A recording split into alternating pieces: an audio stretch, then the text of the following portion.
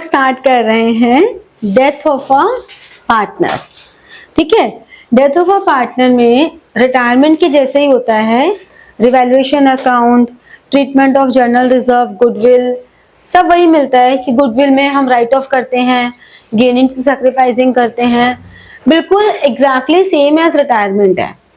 तो कुछ एक आइटम्स है जो थोड़ी डिफरेंट है। वो कैसे होती है? जैसे कि ये डिसीज पार्टनर्स कैपिटल अकाउंट हमें बनाना है, तो क्या क्या आएगा? ओपनिंग बैलेंस आ जाएगा उस पार्टनर का, फिर जो भी जनरल रिजर्व में उसका शेयर है वो आ जाएगा, अगर profit and loss account liability side पर है तो वो आ जाएगा, अगर किसी भी तरह का workman compensation fund, investment fluctuation reserve, इसमें उस पार्टनर का शेयर है तो वो आ जाएगा, रिवैल्यूएशन प्रॉफिट है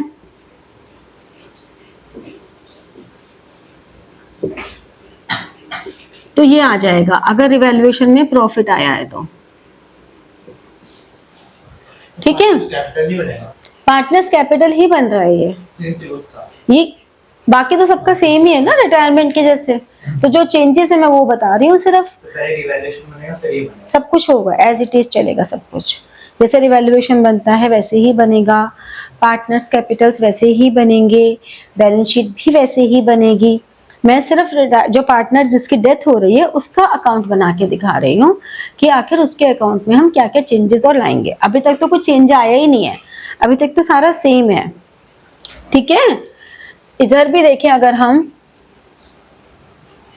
तो प्रॉफिट एंड लॉस का अगर डेबिट बैलेंस है, रिवैल्यूएशन में अगर लॉस है,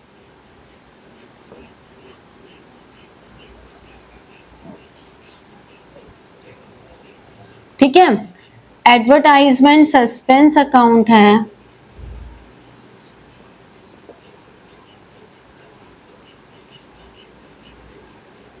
तो वो आ जाएगा।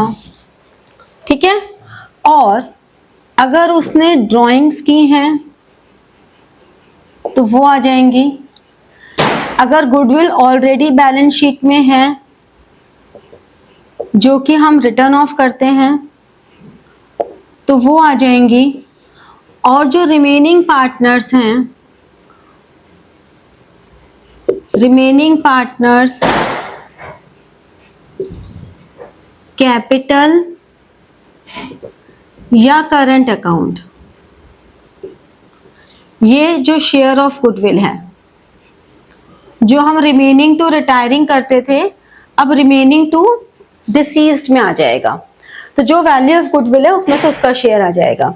ये सब आइटम जैसे अभी तक हम रिटायरमेंट में कर रहे थे वैसे ही आएंगी, यहाँ पे कुछ भी चेंज नहीं है, सब कुछ सेम चल रहा है। ठीक है, कुछ जरा भी कुछ चेंज नहीं हो रहा। अब इसके बाद एक आइटम है by interest on capital to interest on drawings. ये जो दो आइटम्स हैं ये आपकी टाइम बेसिस पर होंगे।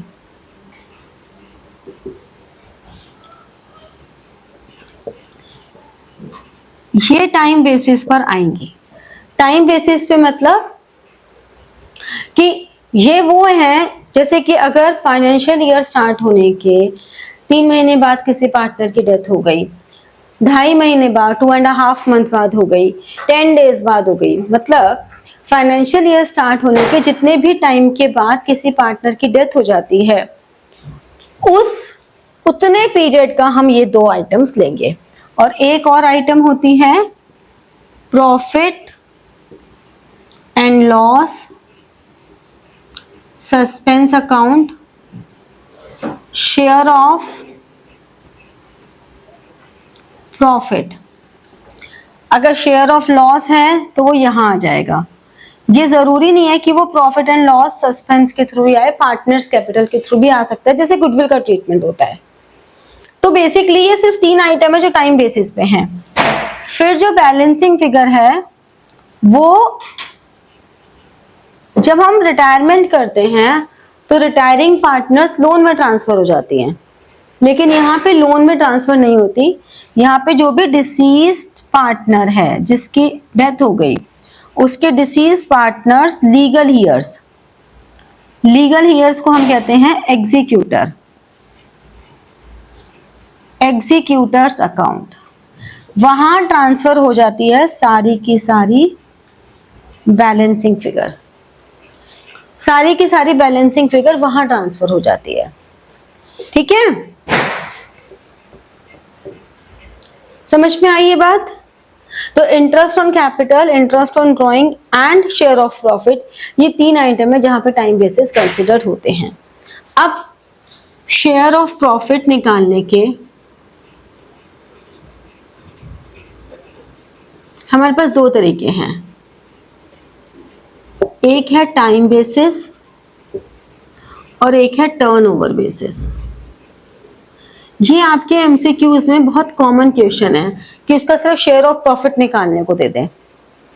ठीक है, तो टाइम बेसिस का मतलब क्या हुआ, जितने मंथ, यानी कि मान लो 21, 22 का जो प्रॉफिट है वो 1 लाख है, 22, 23 का प्रॉफिट 80,000 है, 23, 24 का प्रॉफिट 70,000 है। अब मान लो जून 30 को ए डाइड, हमारे पास 2 पार्टनर्स हैं इक्वल रेशियो में। ठीक है, ए डाइड। अब इसमें अगर हमारे pass on the basis of previous year, सिर्फ पिछले साल का, on the basis of previous years profit है। देखो यहाँ पे जो ध्यान रखने वाली चीज है वो क्या है, प्रीवियस ईयर्स, यहाँ पे आर एपोस्ट्रोफी एस है, तो इसका मतलब हमने सिर्फ 70,000 में से 3 महीने का निकाला और उसका शेयर निकाल दिया। 70,000 में से 3 महीने का निकाला और फिर उसका शेयर निकाल दिया। ठीक है, तो ये कितना हो गया,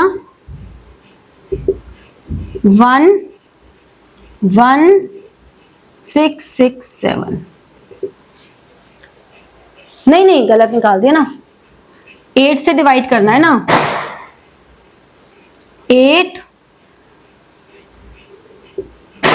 8750। ठीक है, समझ में आया? अगर ये लिखा है on the basis of previous years, अब यहां पर एपोस्ट्रोफी एस के बाद है, ये मत सोचना कि कोई टाइपिंग एरर हुई है। ईयर्स में लास्ट ईयर का, ईयर्स में पिछले जितने सालों का प्रॉफिट गिवन है, previous years profit, pronunciation same है। ठीक है, तो इसलिए आपको बहुत ध्यान से देखना है। तो ये आ गया average 1 lakh plus 80,000 plus 70,000 upon 3, तो कितना हो गया 250 अपॉन 3, है ना। फिर इसमें से 250 अपॉन 3 से एवरेज आएगी, हमें दिख रहा है कि ये डेसिमल में आएगा तो इसको सॉल्व अभी करो ही मत। जब कभी दिख रहा है हमें 250 अपॉन 3 करेंगे तो डेसिमल में ही है, तो उसको सॉल्व मत करो, इसको एज इज छोड़ दो और इसको इंटू 3/12 इंटू 1/2। फायदा क्या हुआ, कैंसिल आउट हो गया।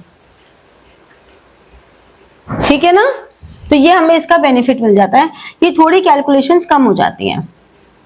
ठीक है, अब हमने 2 से कर दिया तो 125 अपॉन 12, तो 136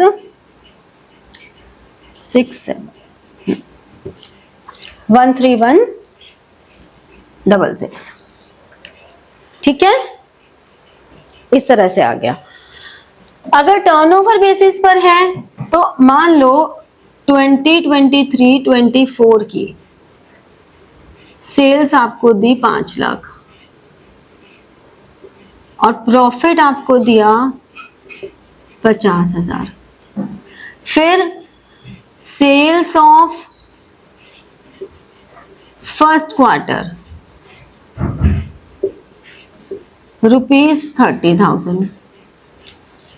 अब यहाँ पे टर्नओवर बेसिस पे हमारी टर्नओवर थी 5 लाख, प्रॉफिट है 50,000, तो कितना रेट ऑफ प्रॉफिट कितना हो गया? रेट ऑफ प्रॉफिट 10% हो गया। 50,000 upon 5 lakh into 100, 10% profit earn किया ना हमने। 50,000 is how much percentage of 5 lakh? 10%। तो हमें मान के चलते हैं कि ये जो 30,000 है इस पे भी 10% है और उसका शेयर निकाल दिया 1500, ठीक है, समझ में आया? क्लियर हुआ ना?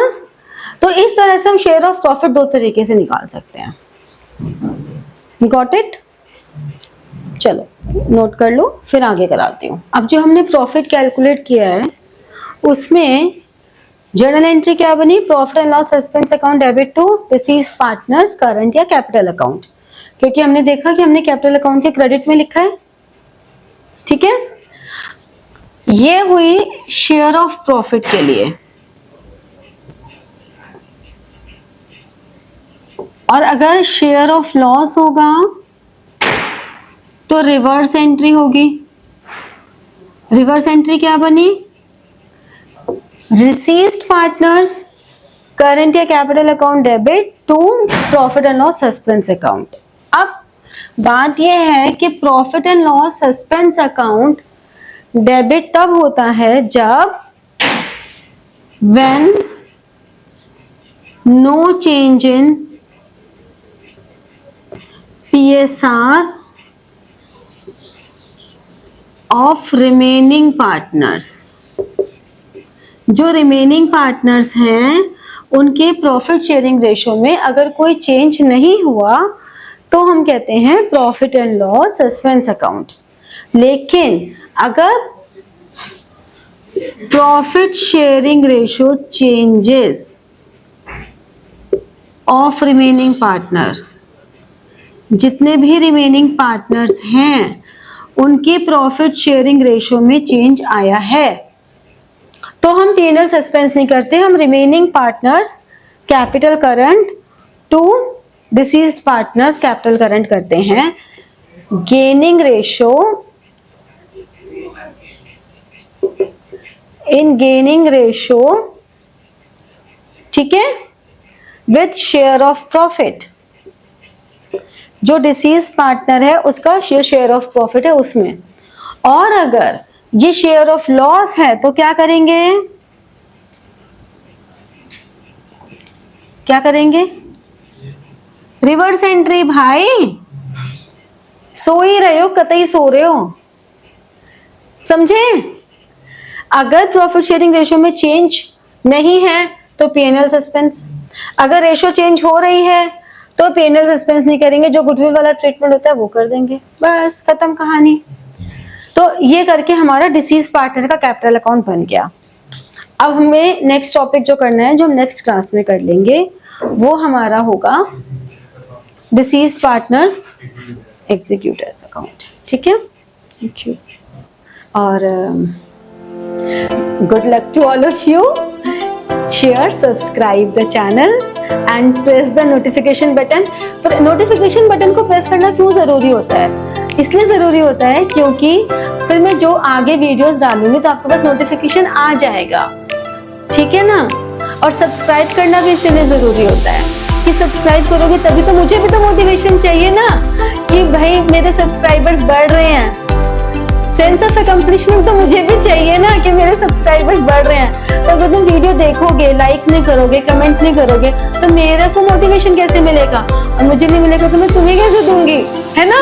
तो इसलिए कमेंट भी करो, लाइक भी करो, सब्सक्राइब भी करो, शेयर भी करो, ठीक है? और नोटिफिकेशन वाला बेल बटन भी प्रेस करो। Thank you.